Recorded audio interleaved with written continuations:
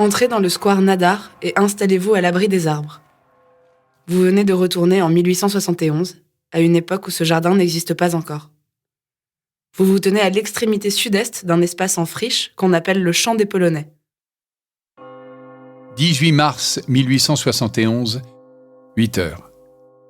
Depuis la fin de la guerre, les canons de la garde nationale sont entreposés sur les hauteurs de Belleville et de Montmartre.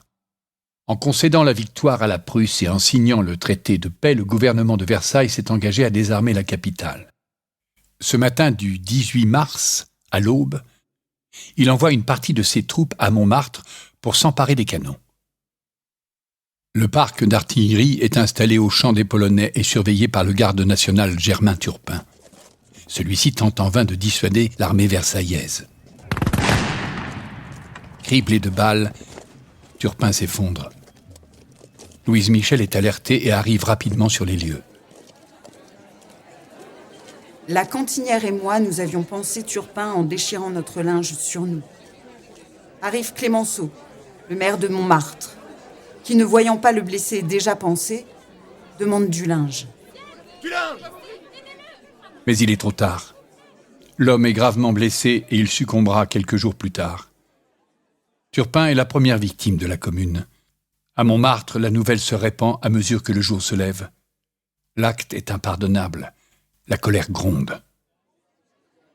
Je descends la butte, ma carabine sous mon manteau en criant « Trahison !» Une colonne se formait. Tout le comité de vigilance était là. Montmartre s'éveillait. Le rappel battait. Je revenais avec les autres à l'assaut des buttes. Dans l'aube qui se levait, on entendait le tocsin. Nous montions au pas de charge, conscients qu'au sommet, il y avait une armée rangée en bataille. Nous pensions mourir pour la liberté. Dans son empressement à désarmer la capitale, l'armée versaillaise a commis une erreur.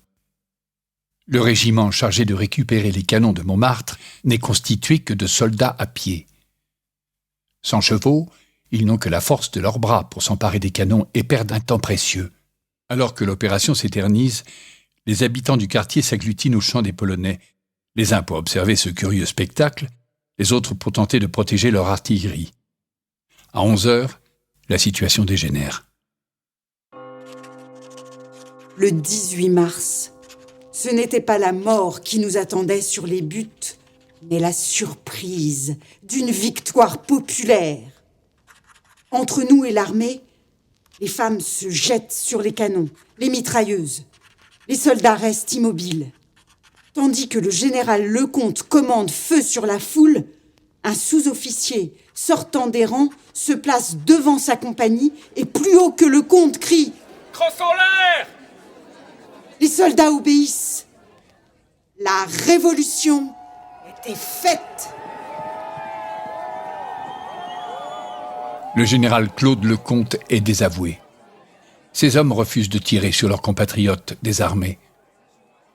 Les soldats fraternisent avec la foule et le général est arrêté, puis emmené au château d'eau pour être jugé. C'est aujourd'hui la place de la République, dans le 10e arrondissement. Au même moment, la mutinerie de Montmartre s'étend à toute la capitale. Rendez-vous rue du Chevalier de la Barre, au dos du Sacré-Cœur, pour connaître le sort du général Lecomte. Pour y parvenir, il vous suffit de contourner le square Nadar et d'emprunter la rue Azaïs sur votre droite, en direction du Sacré-Cœur. Longez ensuite la basilique sur la gauche par la rue du Cardinal Guibert et arrêtez-vous au dos de l'édifice.